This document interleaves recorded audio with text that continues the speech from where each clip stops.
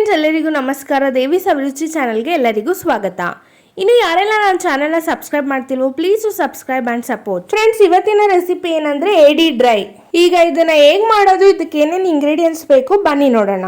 ನಾನಿಲ್ಲಿ 1 kg ಸಮುದ್ರದ ಏಡಿ ತಗೊಂಡಿದ್ದೀನಿ.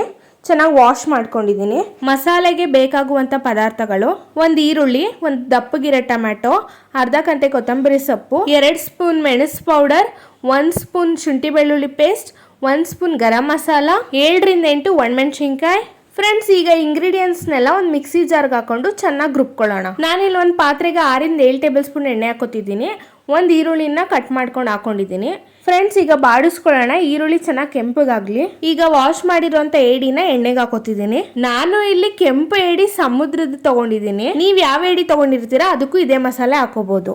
ಅರ್ಧ ಸ್ಪೂನ್ ಅರಿಶಿನ ಪುಡಿ, ರುಚಿಗೆ ತಕ್ಕಷ್ಟು ಉಪ್ಪು ಹಾಕೊಂಡೆ.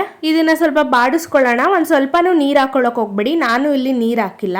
ಈಗ ಲಿಡ್ ನ ಕ್ಲೋಸ್ ಮಾಡ್ತಿದ್ದೀನಿ. ಫ್ರೆಂಡ್ಸ್ ಈಗ ಲಿಡ್ ಓಪನ್ ಮಾಡ್ತಾ ಇದ್ದೀನಿ. ನೋಡಿ ಏಡಿಲಿ ಚೆನ್ನಾಗಿ ನೀರ್ ಬಿಟ್ಕೊಂಡಿದ್ದೆ. ನಾನು ಒಂದ್ ಸ್ವಲ್ಪನೂ ನೀರ್ ಹಾಕ್ತಾ ಇದ್ರು ಅದ್ರಲ್ಲೇ ಚೆನ್ನಾಗಿ ನೀರ್ ಬಿಟ್ಕೊಂಡಿದ್ದೆ. ಇವಾಗ ಒಂದ್ಸತಿ ಚೆನ್ನಾಗಿ ಬಾಡಿಸ್ಕೊಳ್ಳೋಣ ಇದನ್ನ.